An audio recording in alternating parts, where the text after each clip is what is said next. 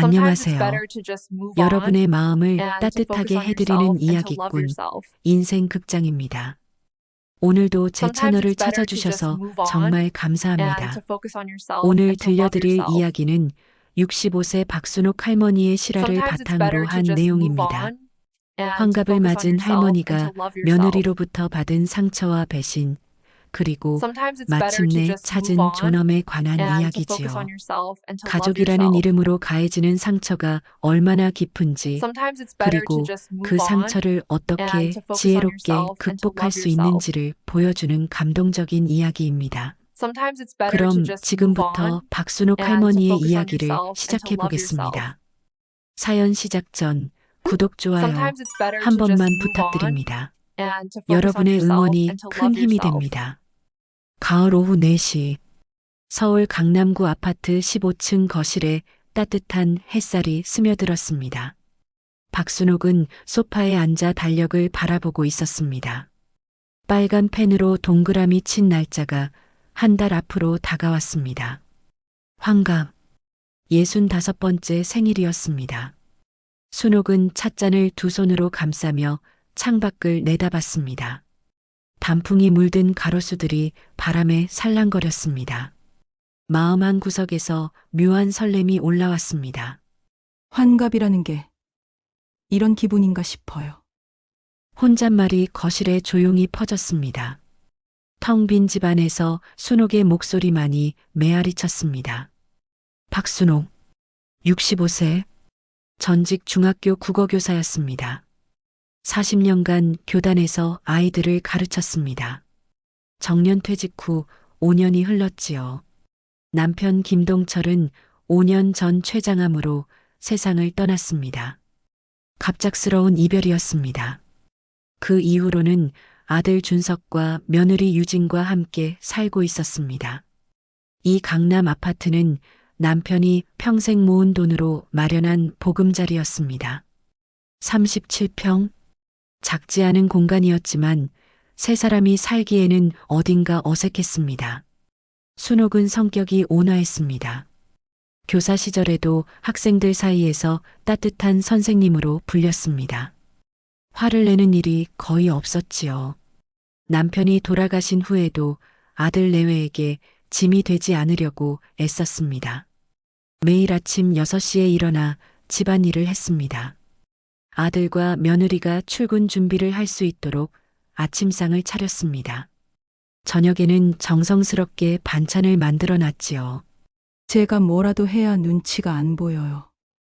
순옥은 이웃 김정순 씨에게 가끔 속마음을 털어놨습니다. 남편이 남긴 보험금이 있었습니다.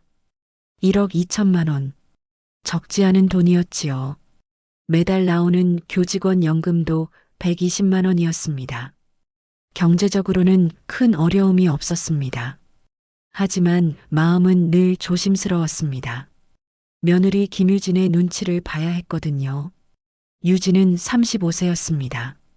강남 출신의 의사 집안 딸이었지요. 현재는 백화점 VIP 고객관리팀에서 일했습니다. 명품 브랜드를 담당하는 부서였습니다. 키 168cm에 늘 말끔한 정장 차림이었습니다. 명품 가방을 매일 바꿔서 들고 다녔지요. 화장도 완벽했습니다. 어디서 봐도 세련된 도시 여성이었습니다. 하지만 순옥의 눈에는 뭔가 불안해 보였습니다. 유진이가 너무 신경 써서 그런가 봐요. 순옥은 며느리의 예민함을 이해하려고 노력했습니다.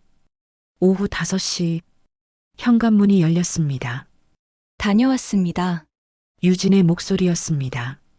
평소보다 피곤해 보였지요. 검은색 정장에 베이지색 명품 가방을 들고 있었습니다.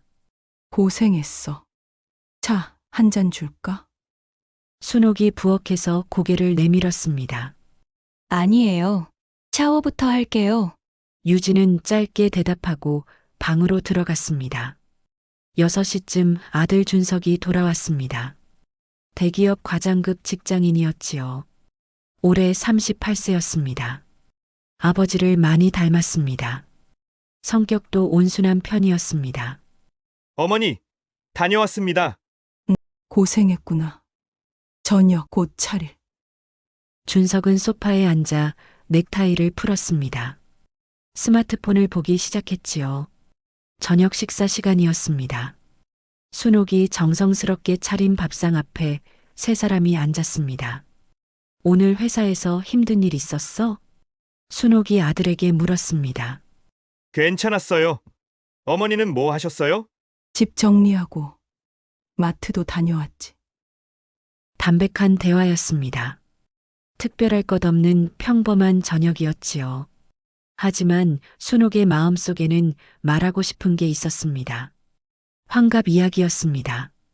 식사가 끝날 무렵이었습니다. 순옥은 용기를 냈습니다.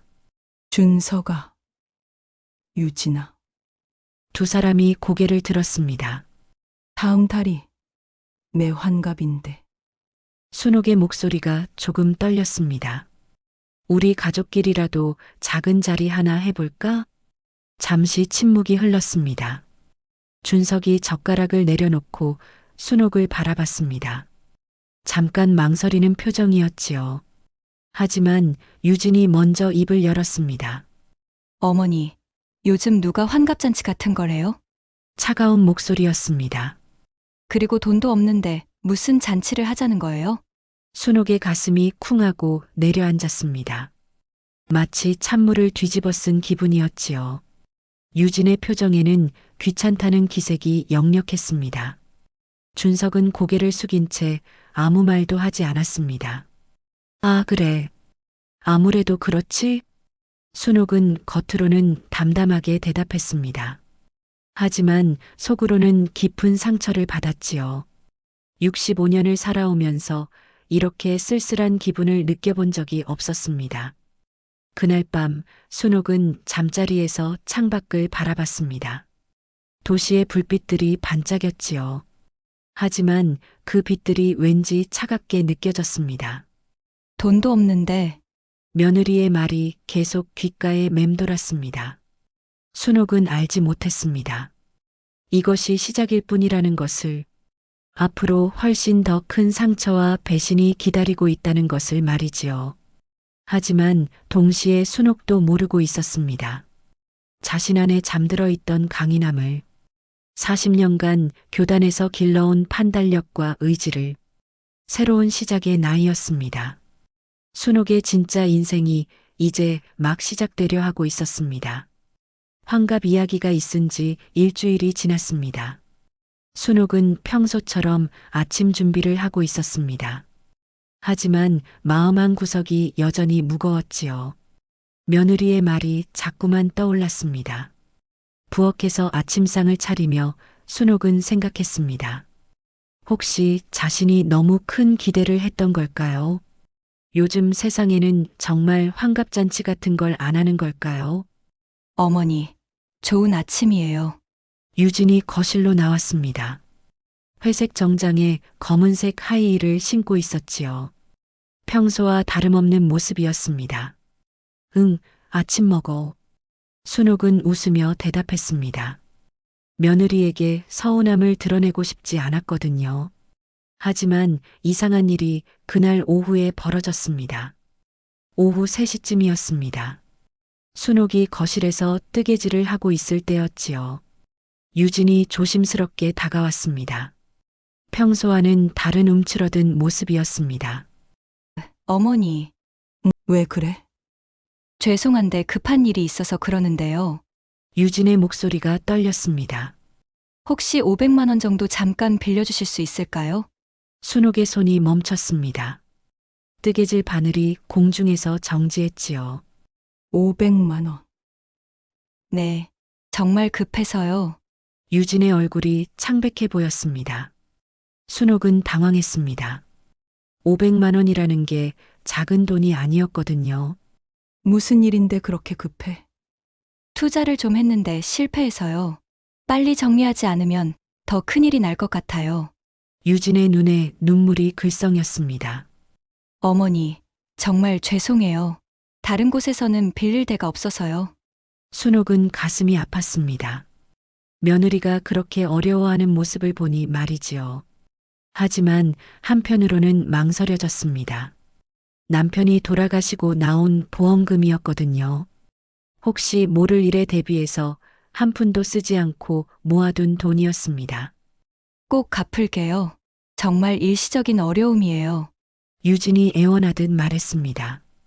순옥은 마음이 약해졌습니다. 가족인데 어려울 때 도와주는 게 당연하다는 생각이 들었지요.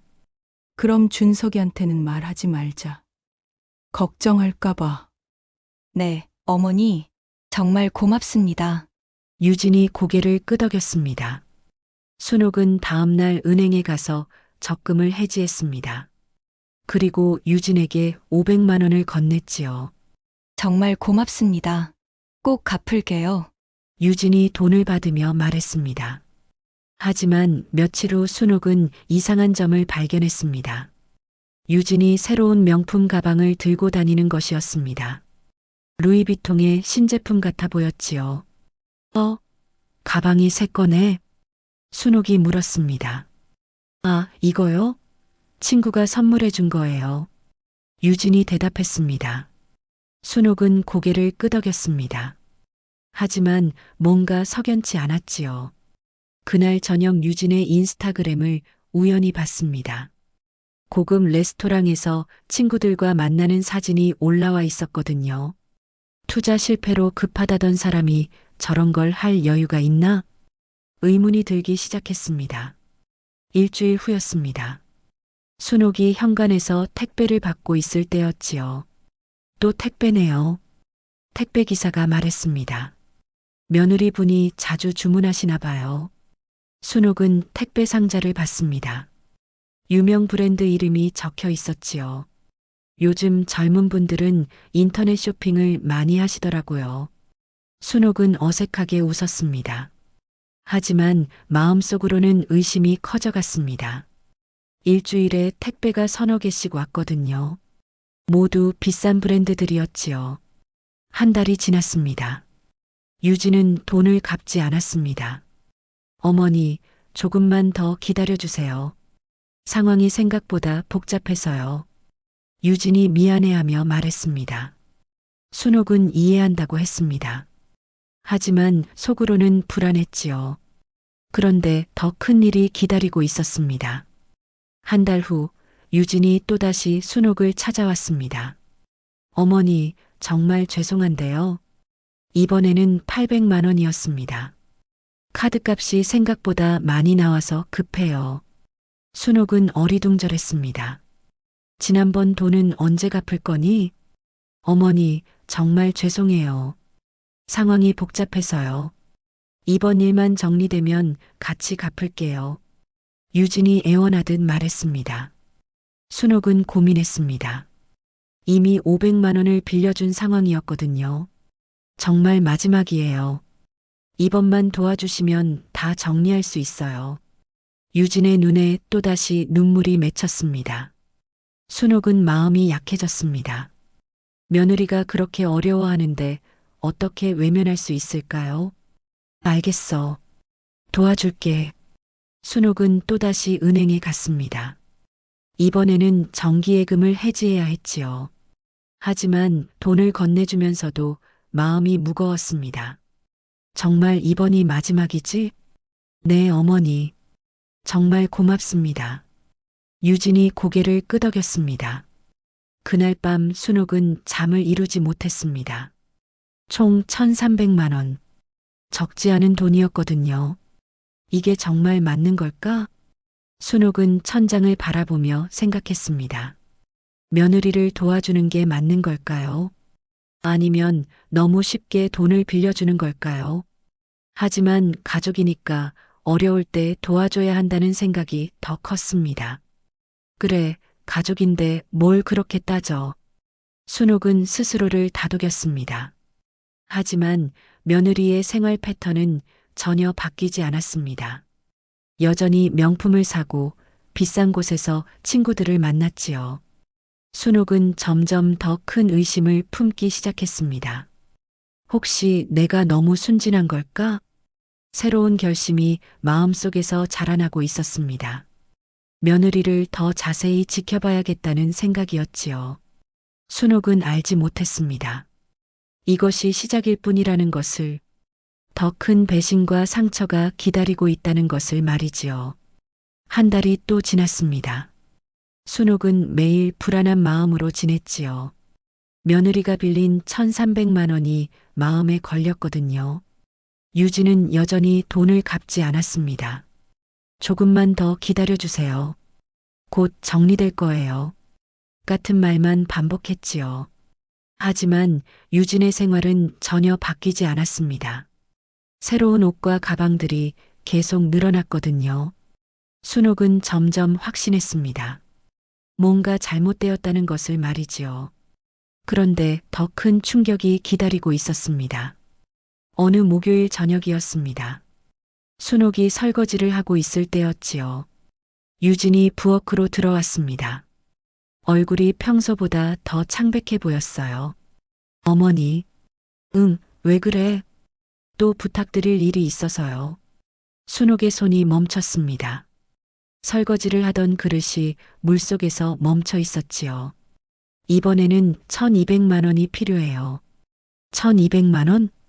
순옥의 목소리가 떨렸습니다. 카드값이 너무 많이 나왔어요. 이자까지 붙으면 감당할 수 없을 것 같아요. 유진이 눈물을 글썽였습니다. 순옥은 어찌할 바를 몰랐습니다. 이미 1,300만 원을 빌려준 상황이었거든요. 지난번 돈은 언제 갚을 거니? 어머니, 정말 죄송해요. 상황이 복잡해서요. 유진이 고개를 숙였습니다. 이번만 도와주시면 모든 걸 정리할 수 있어요. 정말 마지막이에요. 순옥은 깊은 한숨을 쉬었습니다. 유진아, 이미 적지 않은 돈을 빌려줬잖니. 네, 알아요. 정말 죄송해요. 근데 내 생활을 보면 돈이 급한 것 같지 않은데? 순옥이 조심스럽게 물었습니다. 유진의 표정이 순간 굳어졌지요. 어머니, 제가 어떻게 살고 있는지 지켜보고 계셨어요? 그런 게 아니라 어머니도 저를 믿지 못하시는군요. 유진이 서운하다는 표정을 지었습니다. 순옥은 당황했습니다. 오히려 자신이 나쁜 사람이 된 것 같았거든요. 그런 뜻이 아니야. 그냥 걱정되어서. 어머니, 저도 체면이 있어요. 친구들 앞에서 초라해 보일 수는 없잖아요. 유진이 목소리를 높였습니다. 순옥은 할 말을 잃었습니다. 결국 다음 날 또다시 은행에 갔습니다. 이번에는 남편 명의의 적금을 해지해야 했지요. 어르신, 이 적금은 5년 만기인데 지금 해지하시면 이자를 못 받으세요. 은행 직원이 말했습니다. 괜찮아요. 급한 일이 있어서요. 순옥이 대답했습니다. 집으로 돌아와서 유진에게 돈을 건넸습니다. 정말 고맙습니다. 이제 모든 게 정리될 거예요. 유진이 안도의 표정을 지었습니다. 하지만 순옥의 마음은 무거웠습니다. 총 2,500만 원. 남편이 남긴 보험금의 절반이 사라진 것이었거든요. 그런데 한 달 후 또다시 충격적인 일이 벌어졌습니다. 어머니, 정말 죄송한데요. 유진이 또 나타났습니다. 이번에는 1,000만 원만 부탁드려도 될까요? 순옥은 기가 막혔습니다. 유진아, 이게 뭐니? 투자금을 정리해야 하는데 조금 부족해서요. 너 지난번에 모든 게 정리된다고 했잖니. 순옥의 목소리가 떨렸습니다. 상황이 바뀌었어요. 정말 예상치 못한 일이 생겼어요. 유진이 변명했습니다. 순옥은 화가 치밀었습니다. 하지만 참았지요. 유진아, 나도 이제 한계야. 어머니, 제발이요. 정말 마지막이에요. 유진이 무릎을 꿇을 듯한 자세를 취했습니다. 순옥은 고민했습니다. 며느리를 그냥 내버려둘 수는 없었거든요. 결국 마지막 남은 예금까지 해지했습니다. 총 3,500만 원. 순옥이 평생 모은 돈의 대부분이 사라졌습니다. 하지만 유진의 생활은 변하지 않았습니다. 여전히 명품을 사고 비싼 곳에서 친구들을 만났지요. 순옥은 밤마다 잠을 이루지 못했습니다. 내가 너무 바보같이 당하고 있는 건 아닐까? 의심이 확신으로 바뀌어 갔습니다. 어느 금요일 저녁이었습니다. 순옥이 거실에서 텔레비전을 보고 있을 때였지요. 유진이 핸드폰으로 통화를 하고 있었습니다. 응, 내일 압구정 갤러리아 백화점에서 만나자. 순옥이 귀를 기울였습니다. 새로 나온 샤넬 가방 보러 갈 거야. 한정판이라서 빨리 사야 해. 순옥의 손에 힘이 들어갔습니다. 돈? 걱정 마. 카드로 결제하면 돼. 한도 여유 있어. 그 순간 순옥은 깨달았습니다. 자신이 갚아준 돈으로 카드 한도가 늘어났다는 것을, 그 여유로 또다시 사치를 부리고 있다는 것을 말이지요. 정말 마지막이라고 했는데 순옥의 목소리가 떨렸습니다. 그날 밤 순옥은 책상 앞에 앉았습니다. 계산기를 꺼내서 숫자를 적어봤지요.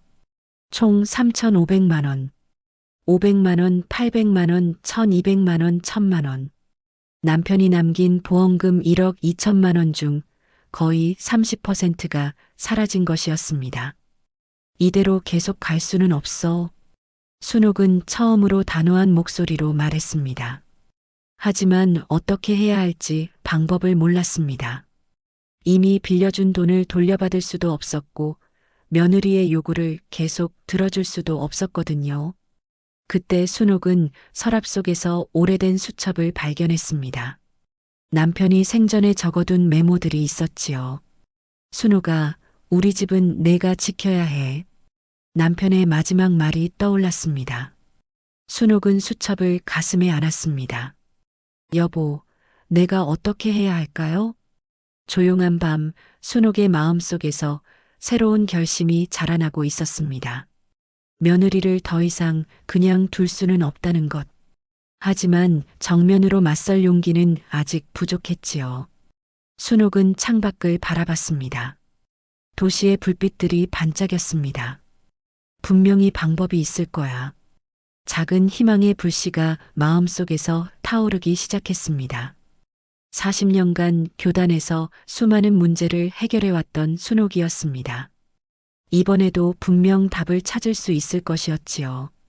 하지만 순옥은 아직 몰랐습니다. 진짜 큰 배신이 곧 기다리고 있다는 것을, 그리고 그 배신이 자신을 완전히 다른 사람으로 바꿔놓을 것이라는 것을 말이지요. 순옥은 며칠째 밤잠을 설쳤습니다. 3,500만 원이라는 숫자가 머릿속에서 맴돌았거든요. 하지만 포기할 수는 없었습니다. 40년간 교사로 살아오며 수많은 문제를 해결해왔던 경험이 있었으니까요. 분명히 방법이 있을 거야. 순옥은 스스로를 다독였습니다. 그날 아침 순옥은 결심했습니다. 며느리와 진솔한 대화를 나눠보기로 말이지요. 더 이상 돈만 주고 넘어갈 수는 없었습니다. 근본적인 해결책을 찾아야 했거든요. 오후 2시쯤이었습니다.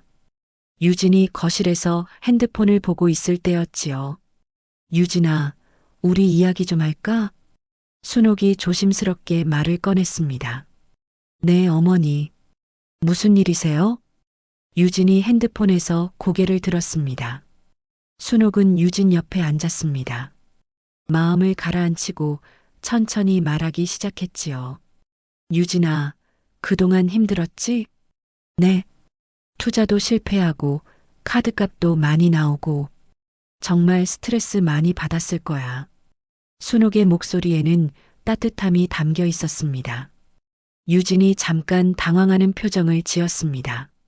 어머니, 하지만 이제는 근본적으로 해결해야 할 것 같아. 순옥이 계속 말했습니다. 혼자 감당하기 어려우면 준석이한테도 이야기하고 우리 가족이 함께 방법을 찾아보자. 유진의 얼굴이 조금씩 굳어지기 시작했습니다. 어머니, 괜찮아요. 제가 알아서 할게요. 유진아, 이미 적지 않은 돈이 들어갔잖니. 이제는 투명하게 얘기해보자. 순옥이 부드럽게 말했습니다. 정확히 어떤 상황인지 앞으로 어떻게 할 건지 말이야. 그때 유진의 핸드폰이 울렸습니다. 유진이 전화를 받았습니다. 응, 민정아. 순옥은 유진의 통화를 들었습니다. 자연스럽게 들리는 대화였거든요. 맞아. 우리 아빠 환갑이라서 제주도 신라 호텔에서 3박 4일 가족여행 가기로 했어. 순옥의 몸이 굳어졌습니다. 스위트룸 잡고 골프도 치고 아빠가 좋아하는 한정식 코스도 예약했어. 순옥의 손이 떨리기 시작했습니다. 자신의 환갑에는 돈도 없는데 무슨 잔치냐고 했던 며느리가 친정아버지 환갑에는 수천만 원짜리 호화여행을 계획하고 있다니. 비행기표만 해도 한 사람당 50만 원 넘게 나왔어. 근데 우리 아빠 환갑인데 이 정도는 해야지. 순옥은 부엌으로 피했습니다. 더 이상 들을 수가 없었거든요. 하지만 유진의 목소리는 계속 들려왔습니다. 우리 집안이랑은 급이 다르거든. 아빠는 대학병원 과장님이시고 우리도 체면이 있잖아. 급이 다르다고? 순옥의 가슴이 쿵하고 내려앉았습니다. 이번에 카드로 결제할 건데 그동안 시어머니가 도와주셔서 한도 여유가 생겼거든. 정말 다행이지 뭐야? 그 순간 순옥의 머리가 하얘졌습니다. 자신이 갚아준 돈으로 카드 한도를 늘려서 친정아버지 환갑 여행비를 결제했다는 뜻이었습니다. 순옥은 부엌 의자에 주저앉았습니다. 온몸이 떨렸지요. 통화가 끝난 후 유진이 부엌으로 왔습니다. 어머니, 아까 얘기했던 거 말인데요. 유진의 목소리는 평상시와 다름없었습니다. 저 정말 괜찮아요. 걱정하지 마세요. 순옥은 유진을 바라봤습니다. 방금 전까지의 통화가 꿈이었나 싶을 정도로 태연한 모습이었지요. 유진아. 네. 방금 통화 들었어. 유진의 얼굴이 순간 굳어졌습니다. 친정아버지 환갑 여행 이야기 말이야.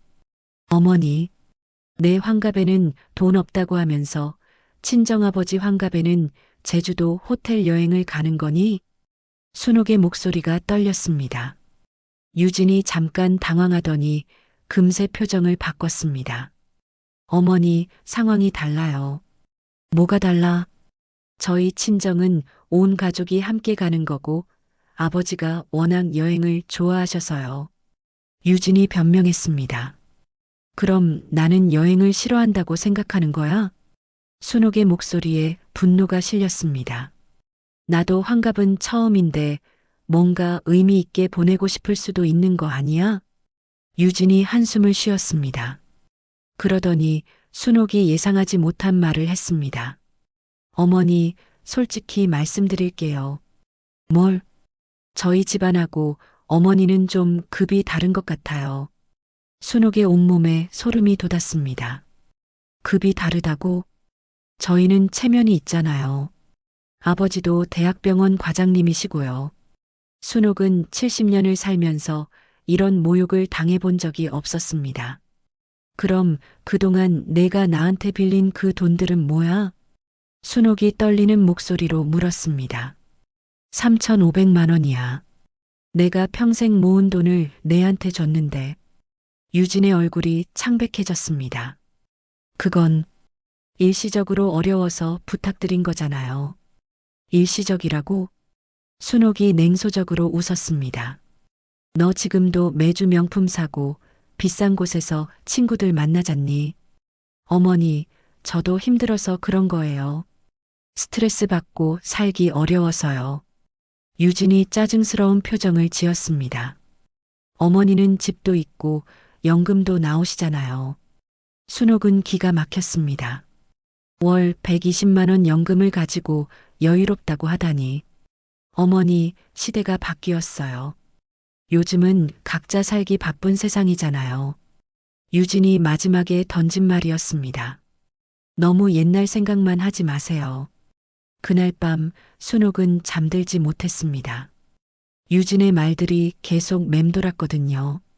급이 다르다, 체면이 있다, 각자 살기 바쁜 세상. 모든 말이 순옥을 무시하는 내용이었습니다. 순옥은 창밖을 바라봤습니다. 도시의 불빛들이 차갑게 반짝였지요. 그 순간 마음속에서 뭔가 딱하고 끊어지는 소리가 났습니다. 참아왔던 모든 인내심이 한계에 달한 것 같았습니다. 이제는 더 이상 참을 수 없어. 순옥은 처음으로 단호한 결심을 했습니다. 며느리가 자신을 그렇게 생각한다면 이제는 다르게 행동해야겠다고 말이지요. 다음 날 아침 순옥은 서랍에서 전화번호부를 꺼냈습니다. 법무사 사무소 번호를 찾고 있었습니다. 며느리에게 제대로 된 교훈을 줄 때가 왔구나. 순옥의 눈에는 40년간 교단에서 길러온 의지가 되살아나고 있었습니다. 더 이상 당하고만 살 수는 없었습니다. 이제는 행동할 때였지요. 순옥은 알지 못했습니다. 자신의 이 결심이 며느리의 인생을 완전히 바꿔놓을 것이라는 것을 말이지요. 다음 날 아침 순옥은 일찍 일어났습니다. 오랜만에 마음이 결정된 느낌이었지요. 법무사 사무실에 전화를 걸었습니다. 안녕하세요. 상담 받고 싶은데요. 어떤 일이신가요? 재산 관련해서 문의할 게 있어요. 오후 2시에 약속을 잡았습니다. 순옥은 정장을 차려입었습니다. 40년간 교단에 섰던 그때처럼 단정하게 말이지요. 법무사 사무실로 향하는 길, 순옥의 마음은 평온했습니다. 어르신, 어떤 일로 오셨나요? 김영우 법무사가 친절하게 물었습니다. 제가 며느리 때문에 고민이 많아요. 순옥이 차근차근 상황을 설명했습니다. 그동안의 일들을 담담하게 털어놨지요. 3,500만 원을 빌려줬는데 갚을 생각은 안 하고 저를 무시해요. 그래서 어떻게 하고 싶으신가요? 제 재산이 며느리한테 한 푼도 넘어가지 않게 하고 싶어요. 김 법무사가 고개를 끄덕였습니다. 주택연금 가입이 가장 확실한 방법일 것 같습니다. 주택연금이요? 집을 담보로 매월 연금을 받는 제도예요. 가입하시면 집 소유권이 주택공사로 넘어가게 됩니다. 순옥이 관심 있게 들었습니다. 그럼 상속할 재산이 없어지는 거네요? 맞습니다. 그리고 가입 즉시 효력이 발생하기 때문에 나중에 어떤 시도를 해도 소용없어요. 순옥은 마음이 뻥 뚫리는 기분이었습니다. 일주일 후 모든 절차가 완료됐습니다. 주택공사 직원이 최종 서류를 가져왔지요. 어르신, 이제부터 매달 연금이 입금됩니다. 그리고 이 집은 공사 소유가 되었어요. 순옥이 서류에 서명하는 순간 정말 시원한 기분이었습니다. 그날 저녁 유진과 준석이 퇴근해서 돌아왔습니다. 며느리는 여전히 새로운 쇼핑백을 들고 있었지요. 유진아, 준석아, 너희 둘 다 이리 와. 순옥이 거실에서 말했습니다. 내가 중요한 이야기를 할 게 있어. 두 사람이 소파에 앉았습니다. 순옥은 깊게 숨을 쉬고 천천히 말하기 시작했습니다. 우선 유진아, 내가 그동안 나한테 빌린 돈이 얼마인지 알고 있니? 유진의 얼굴이 굳어졌습니다. 정확히 3,500만 원이야. 준석이 깜짝 놀라며 소리쳤습니다. 엄마, 그게 무슨 말씀이세요? 서영이가 엄마한테 그렇게 많은 돈을 빌렸다고요? 순옥이 계속 말했습니다. 그래, 준석아. 유진이가 카드 빚을 갚아야 한다고 해서 내가 평생 모은 돈을 다 털어서 줬어. 준석이 며느리를 바라보며 따져 물었습니다. 유진아, 이게 정말이야? 나한테는 왜 말 안 했어? 유진이 변명하려 했습니다. 여보, 당신한테 걱정 끼치기 싫어서. 그리고 더 중요한 건 순옥이 가장 중요한 말을 했습니다. 나는 이미 이 아파트를 주택연금에 가입시켰어. 두 사람이 동시에 놀란 표정을 지었습니다. 이제 이 집은 내 것도 아니야. 너희가 상속받을 집도 없어. 유진이 창백한 얼굴로 물었습니다. 어머니, 그럼 저희는 어떡해요? 그건 너희가 알아서 해. 순옥이 단호하게 말했습니다. 그리고 유진아, 이제부터 내 카드빚은 절대 도와주지 않을 거야. 그날 밤 집안이 완전히 뒤바뀌었습니다. 유진은 울면서 용서를 빌었지만 순옥의 마음은 바뀌지 않았습니다. 몇 달이 지났습니다. 준석과 유진은 작은 원룸으로 이사를 갔습니다. 유진은 개인회생 절차를 밟아야 했지요. 6개월 후 가을 오후였습니다. 순옥은 창가에 앉아 차를 마시고 있었습니다. 매달 들어오는 주택연금 덕분에 경제적으로도 여유가 생겼지요. 무엇보다 마음이 평온했습니다. 현관벨이 울렸습니다. 준석이 홀로 찾아왔습니다. 엄마, 안녕하세요. 몇 달 만에 보는 아들의 모습이 많이 야위어 보였습니다. 들어와, 준석아. 준석이 거실에 앉으면서 깊은 한숨을 쉬었습니다. 엄마, 그동안 정말 많은 일이 있었어요. 고생했겠구나. 유진이가 개인회생 신청을 했어요. 정말 힘든 과정이었어요. 순옥이 고개를 끄덕였습니다. 유진이 친정에서도 연락을 끊었어요. 제주도 여행 갈 때는 그렇게 좋아하더니. 준석이 눈물을 글썽였습니다. 엄마, 이제야 정말 깨달았어요. 뭘? 유진이가 엄마한테 얼마나 큰 잘못을 했는지, 그리고 제가 얼마나 바보같이 살았는지. 준석의 진심 어린 사과였습니다. 엄마가 그동안 얼마나 많은 걸 희생하셨는데 저희는 그걸 당연하게 여겼어요. 순옥의 마음이 조금 누그러졌습니다. 준석아, 이제라도 정신 차린 게 다행이야. 네, 엄마. 이제 유진이도 완전히 달라졌어요. 그래. 예전에 명품만 찾던 사람이 이제는 마트에서 할인 상품만 골라서 사요. 순옥은 복잡한 심정이었습니다. 엄마, 정말 죄송해요. 그리고 준석이 마지막에 중요한 말을 했습니다. 엄마가 하신 선택이 옳았다는 걸 깨달았어요. 만약 엄마가 계속 도와주셨다면 유진이는 절대 정신을 차리지 못했을 거예요. 준석이 돌아간 후 순옥은 다시 창가에 앉았습니다. 해가 저물어가는 모습을 바라보며 지난 일들을 되돌아봤습니다. 정말 힘든 시간이었구나. 하지만 후회하지 않았습니다. 며느리가 현실을 제대로 보게 된 것, 아들이 진심으로 깨달은 것, 모든 게 의미 있는 변화였지요. 순옥은 서랍에서 남편의 사진을 꺼냈습니다. 여보, 내가 잘한 거 맞지요? 사진 속 남편이 미소 짓는 것 같았습니다. 창밖으로 첫눈이 내리기 시작했습니다. 순옥은 따뜻한 차를 한 모금 마셨습니다. 40년간 아이들을 가르쳤지만 순옥이 혼잣말을 했습니다. 가장 중요한 수업을 마지막에 했구나. 인생에서 가장 값진 교훈을 전한 것이었습니다. 사람을 함부로 대하면 안 된다는 것. 특히 도움을 주는 사람을 무시하고 이용만 하면 결국 큰 대가를 치르게 된다는 것을 말이지요. 순옥의 마음은 이제 정말 평온했습니다. 더 이상 누구에게도 휘둘리지 않고 자신의 의지대로 살 수 있게 되었거든요. 주택연금 덕분에 경제적으로도 안정되었고 무엇보다 자신의 존엄을 지킬 수 있게 되었습니다. 이제야 진짜 내 인생을 사는 것 같아. 순옥은 창밖의 눈송이들을 바라보며 미소를 지었습니다.